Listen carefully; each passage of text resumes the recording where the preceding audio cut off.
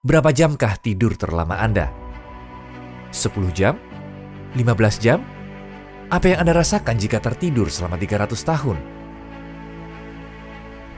Ya, ada orang yang tidur selama 300 tahun. Dalam video ini kita akan membahas tentang beberapa pemuda yang beriman kepada Allah di era yang sama, tetapi di tempat yang berbeda, dan mereka tidak mengenal satu sama lain. Kita akan berbicara tentang Ashabul Kahfi. Hampir semua orang pernah mendengar kisah Ashabul Kahfi dari orang tua mereka, atau beberapa mendengarnya dari orang lain. Tapi kebanyakan dari kita mengingat Ashabul Kahfi sebagai 7 pemuda yang tertidur selama ratusan tahun. Dan kita tidak tahu jumlah mereka.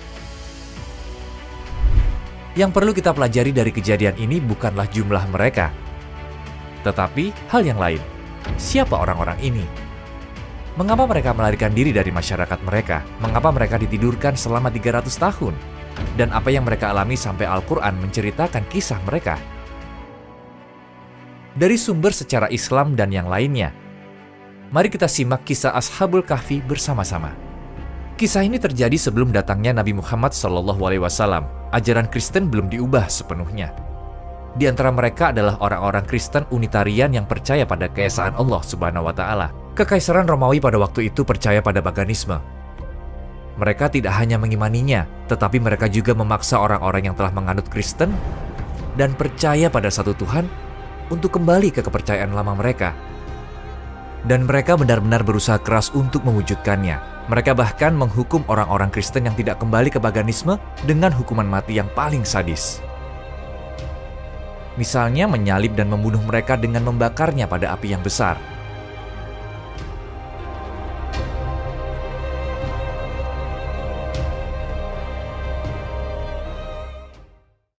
Kebanyakan orang beriman adalah orang yang lemah dan miskin. Ada juga orang-orang yang beriman yang memegang teguh pendiriannya, meskipun kaya dan memiliki derajat yang tinggi. Beberapa di antaranya adalah Ashabul Kahfi, yang juga dikenal sebagai 7 pemuda yang tertidur. Kelompok pemuda ini memegang posisi penting di Kekaisaran Romawi. Mereka beriman, tetapi merahasiakan keimanan mereka. Ketika mereka melihat penganiayaan terhadap orang-orang beriman, mereka merasa sakit hati. Setiap cambuk yang mengenai orang-orang beriman menimbulkan luka yang besar bagi mereka. Mereka ingin melakukan sesuatu, tapi apa yang bisa mereka lakukan?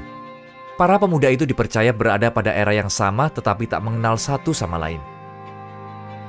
Jika bisa, selama upacara pengorbanan hewan di Roma untuk berhala, tanpa disadari oleh satu sama lain, mereka akan pergi tanpa diketahui oleh orang-orang di sekitar mereka. Mereka menolak menghadiri upacara tersebut. Suatu hari, orang-orang terlihat sangat geger dan gempar, dikarenakan Kaisar Romawi akan datang mengunjungi kota. Oleh karena itu, Gubernur Romawi ingin memperbanyak orang keluar dari Kristen. Dia mulai menindas mereka dengan lebih kejam. Tujuannya adalah agar tidak ada lagi orang-orang yang menolak berhala ketika Kaisar Romawi datang. Tapi ada beberapa orang yang tidak mereka perhitungkan, beberapa orang terpilih. Allah Subhanahu wa Ta'ala melindungi iman para pemuda tersebut sampai waktu yang telah ditetapkan. Sama seperti Rasulullah SAW. Ketika orang Mekah datang untuk membunuhnya, mereka tidak bisa melihatnya di dalam gua berkat pertolongan Allah Subhanahu wa Ta'ala. Hari yang ditunggu-tunggu pun datang. Para tokoh-tokoh kota bergiliran untuk berlutut di hadapan Kaisar Romawi dan menyatakan kesetiaan mereka. Tiba saatnya giliran seorang pemuda dari Ashabul Kahfi yang tidak mereka sadari.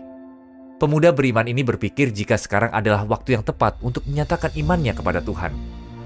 Allah Subhanahu wa Ta'ala membuat hatinya teguh dan dengan keberanian yang besar, dia meneriakkan kata-kata ini dengan lantang di hadapan Kaisar. Tuhan kami adalah Tuhan langit dan bumi. Kami sekali-sekali tidak menyeru Tuhan selain Dia. Sungguh, kalau kami berbuat demikian, tentu kami telah mengucapkan perkataan yang sangat jauh dari kebenaran. Kata-kata dari pemuda tersebut diucapkan dengan lantang, hingga mendorong pemuda lainnya untuk menunjukkan dan menyatakan keyakinan mereka. Mereka berteriak di depan semua tokoh Roma, dan sang kaisar dipermalukan oleh kebenaran yang keluar dari mulut mereka. Orang-orang di sekitar kaisar menginginkan mereka untuk dibunuh, tetapi sang kaisar tahu betul jika pemuda-pemuda itu terbunuh, Berita tersebut akan menyebar ke seluruh kekaisaran Romawi, dan pemuda-pemuda tersebut akan menjadi pahlawan. Dan sang kaisar sangat tidak menginginkan hal itu. Karena itu, sang kaisar memberi waktu 3 hari untuk kembali ke keyakinan lama mereka. Penganiayaan dan penyiksaan tidak menghentikan pemuda-pemuda itu dari apa yang mereka yakini. Kemudian pemuda-pemuda itu menemukan cara untuk melarikan diri dari kota dan melanjutkan perjalanan. Di ujung perjalanannya, dengan seekor anjing bernama Kitmir yang mengikuti mereka, karena bertawakal kepada Tuhannya, mereka berlindung di sebuah gua yang mereka temukan, yang diperkirakan lokasinya berada di Gunung Anjulus. Ketika orang-orang yang ingin menangkap mereka memasuki gua, mereka lari ketakutan. Bagaimana mereka bisa berada di dalam gua tersebut selama 300 tahun? Kita dapat memahaminya dari ayat-ayat dalam surat Al-Kahfi. Dan engkau mengira mereka itu tidak tidur, padahal mereka tidur, dan kami bolak-balikan mereka ke kanan dan ke kiri. Sedang anjing mereka membentangkan kedua lengannya di depan pintu gua. Dan jika kamu menyaksikan mereka, tentu kamu akan berpaling melarikan diri dari mereka. Dan pasti kamu akan dipenuhi rasa takut terhadap mereka. Dan akhirnya, Ashabul Kahfi terbangun setelah tertidur bertahun-tahun. Mereka merasa ada yang aneh. Mereka bertanya-tanya berapa lama mereka telah tertidur. Salah satu dari mereka mengatakan mungkin 1 atau 2 hari. Namun mereka tidak sadar bahwa berabad-abad telah berlalu. Para Ashabul Kahfi yang kelaparan setelah tidur panjang tersebut mengirim salah satu dari mereka ke kota dengan syarat harus berhati-hati. Dalam perjalanannya ke kota, dia menemukan sesuatu yang aneh. Sempat berpikir bahwa hanya beberapa hari telah berlalu, ternyata kota telah berubah drastis. Dia melihat gereja telah menggantikan kuil. Dia tidak melihat berhala di sekelilingnya seperti dulu. Percakapan orang-orang semuanya tentang satu pencipta. Seruan mereka tentang satu Tuhan di hadapan kaisar telah membawa orang-orang menjadi beriman.